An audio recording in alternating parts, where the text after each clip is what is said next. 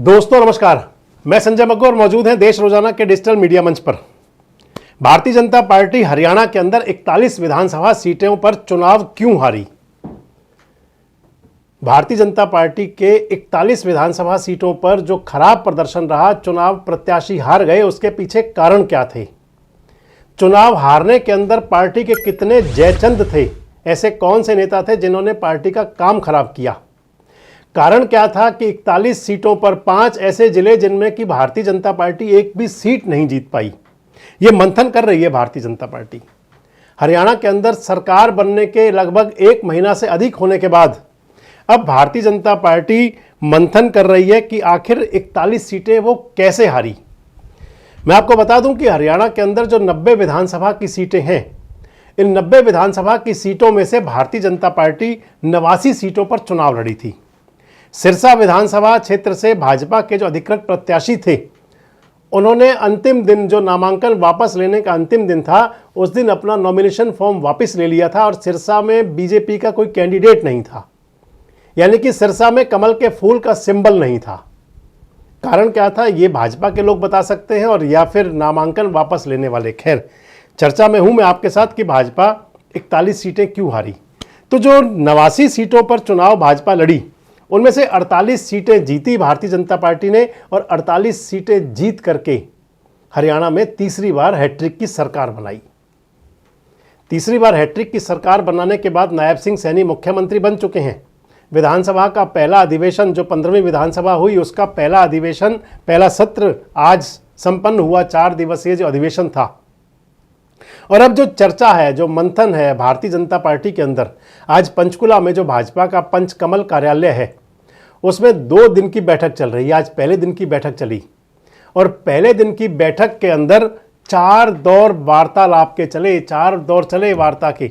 और कारण, उसका मकसद केवल एक जानना कि आखिर 41 लोग चुनाव क्यों हारे।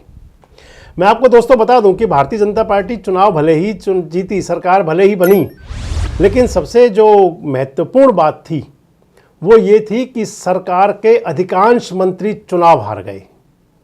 चुनाव में नए नवेले चेहरे जीत करके तो आए, लेकिन जो सरकार के मंत्री थे वो अधिकांश चुनाव हारे। चुनाव जीतने वालों में केवल 2 नाम रहे, आप 3 कह सकते हैं। एक मुख्यमंत्री खुद, मुख्यमंत्री नायब सिंह सैनी, जो विधायक करनाल के थे और लाडवा में जाकर चुनाव लड़े, तो वो लाडवा से चुनाव जीते। दूसरे जो मंत्री चुनाव जीते वो महिपाल ढांडा, पानीपत ग्रामीण से ही पहले एमएलए थे और पानीपत ग्रामीण से अब भी विधायक बन गए, तीसरी बार विधायक हैं। और तीसरे जो विधायक बने और जो मंत्री थे सरकार के अंदर, उद्योग मंत्री थे मूलचंद शर्मा, तीसरी बार वो भी विधायक बन गए। और बाकी जो सारे जो कैंडिडेट थे, चाहे वो विधानसभा के अध्यक्ष थे ज्ञानचंद गुप्ता, वो भी चुनाव हार गए। इसके साथ जो मंत्री थे सरकार के वजीर, एक देखें तो सीमा त्रिखा का भारतीय जनता पार्टी ने टिकट काट दिया। इसके अलावा बाकी सारे वजीर चुनाव हार गए। कंवरपाल गुर्जर चुनाव हार गए, इनके साथ में सुभाष सुधा चुनाव हार गए। अगर अगला नाम लें तो फिर अगले नाम के अंदर आएगा रणजीत सिंह चौटाला। हालांकि वो इंडिपेंडेंट चुनाव लड़े थे, भाजपा ने टिकट नहीं दिया था, वो भी चुनाव हार गए। अगला नाम चलें तो कमल गुप्ता चुनाव हार गए हिसार के अंदर और जमानत जब्त करवा बैठे। अगला नाम लें तो फिर संजय सिंह चुनाव हार गए, उनकी भी जमानत जब्त हो गई, नूंह के अंदर तीसरे स्थान पर पहुंच गए। अगला नाम लें तो फिर हरियाणा के वित्त मंत्री जयप्रकाश दलाल चुनाव हार गए लोहारू से। अगला नाम लें तो फिर अभय सिंह यादव चुनाव हार गए नांगल चौधरी से। असीम गोयल अंबाला सिटी से चुनाव हार गए। ये तमाम सारे वजीर, सारे मंत्री विधानसभा का चुनाव हार गए। और अब भारतीय जनता पार्टी मंथन कर रही है कि आखिर ये लोग, हमारे नेता, चुनाव हारे क्यों। मैं आपको बता रहा था कि 5 ऐसे जिले रहे जिनमें भारतीय जनता पार्टी का खाता भी नहीं खुला। 5 ऐसे जिले थे जिनमें भाजपा का कोई भी विधायक नहीं बना। और जो ऐसे जिले रहे जिनमें कोई विधायक नहीं मिला, उनमें सबसे पहले नूंह मेवात का जिला ले सकते हैं आप। हालांकि यहाँ पर कह सकते हैं कि क्योंकि यहाँ पर मुस्लिम मतदाता, मेव मतदाता बड़ी संख्या में है, इसलिए शायद नहीं कोई विधायक बना। अगला लें तो फिर जिला सिरसा के अंदर एक भी विधायक नहीं बना। हालांकि भारतीय जनता पार्टी एक सीट में तो यहाँ पर खुद ही बैक टू पवेलियन हो गई, उनके कैंडिडेट ने नामांकन वापस ले लिया। अगला जिला लें तो फिर झज्जर, झज्जर के अंदर एक भी विधायक नहीं मिला, रोहतक के अंदर एक भी विधायक नहीं मिला और फतेहाबाद जिले में भी एक भी विधायक नहीं मिला। ये 5 ऐसे जिले जिनमें भाजपा का एक भी विधायक नहीं चुना गया। अब जो जिन एरियाज़ में चुनाव हारे उस पे भी भारतीय जनता पार्टी ये मंथन कर रही है, चिंतन कर रही है कि आखिर इन जिलों में ऐसे कारण कौन से रहे जिसके चलते एक भी सीट नहीं मिली। क्योंकि पिछले सरकार का अगर देखें तो फिर फतेहाबाद जिले के अंदर भी भाजपा के विधायक थे, उसके अंदर देखें तो फिर सिरसा के अंदर भी भाजपा के विधायक थे, लक्ष्मण नापा वहाँ से विधायक थे।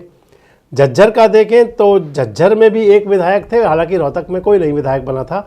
बाकी इन सब जिलों में विधायक थे भारतीय जनता पार्टी के पास, सीटें भी 40 थी, लेकिन अब 48 सीटें मिली और ये 5 जिले खाली रह गए।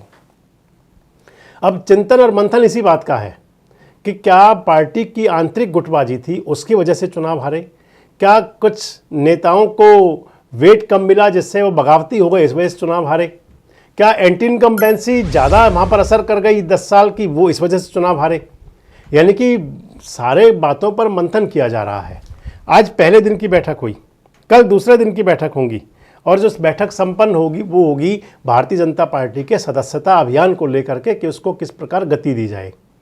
लेकिन सबसे महत्वपूर्ण बात दोस्तों जो है वो ये कि राजनीति हो या कोई भी कार्य क्षेत्र, उसमें बाजी वही मारा करता है, लंबी दौड़ वही दौड़ सकता है जो कि हर हाल में अपना जो परीक्षा होती है, अगर आंसर की परीक्षा की पहले ही आ जाती है और जब पूरा परिणाम आता है, परीक्षा का रिजल्ट आता है, ऐसे ही चुनाव परिणाम हो गया, जब तक उस पर मंथन ना किया जाए कि जीत तो गए लेकिन जहाँ हारे तो हारे क्यों, अगर किसी बच्चे के नंबर कम हुए तो फिर नंबर कम क्यों हुए, जब इस पर मंथन कर लेता है तो फिर आगे मेरिट और टॉपर बनने के चांस रहते हैं। क्या भारतीय जनता पार्टी भी आने वाले चुनाव की तैयारी में अभी से लग गई है? क्योंकि हरियाणा के अंदर अगले दौर के लिए जो अगला चुनाव होना है उसके लिए परिसीमन का काम भी शुरू हो जाना है। परिसीमन के अंदर किस प्रकार से काम कराया जाए ताकि, क्योंकि जिसकी सरकार होती है वो परिसीमन अपने हिसाब से भी करा लेते हैं। इस लिहाज से ये भी जरूर होगा कि परिसीमन के अंदर आखिर ऐसा कौन से गेम चलाए जाएं और ऐसे क्या क्या किया जाए जिससे कि भविष्य और ज़्यादा टॉपर बनने की तरफ रहे। वैसे आपको क्या लगता है कि जो भारतीय जनता पार्टी की जो पॉलिसी है उसके हिसाब से जिन क्षेत्रों में चुनाव हारे वहाँ अगले चुनाव के लिए कौन सी रणनीति अपनाई जाएगी? और आपको क्या लगता है कि जिन कारणों से चुनाव हारे, क्या उन कारणों को किस लिहाज तक, किस हद तक ठीक किया जाएगा? और अगर कोई पार्टी के बगावती नेता थे जिनकी वजह से पार्टी को हार मिली तो फिर उनके लिए कौन सा सबक होगा कि जिससे भविष्य में बगावती कम रहें? कमेंट्स बॉक्स में जरूर बताएं। जुड़े रहें हमारे साथ, देखते रहें देश रोजाना। हमारे साथ जुड़े रहने के लिए सब्सक्राइब करें देश रोजाना के YouTube चैनल को और नई वीडियो की नोटिफिकेशन पाने के लिए बेल आइकन जरूर दबाएं। अगर आप ये वीडियो Facebook या Instagram पर देख रहे हैं तो पेज को लाइक और फॉलो जरूर करें और ज्यादा से ज्यादा शेयर करें।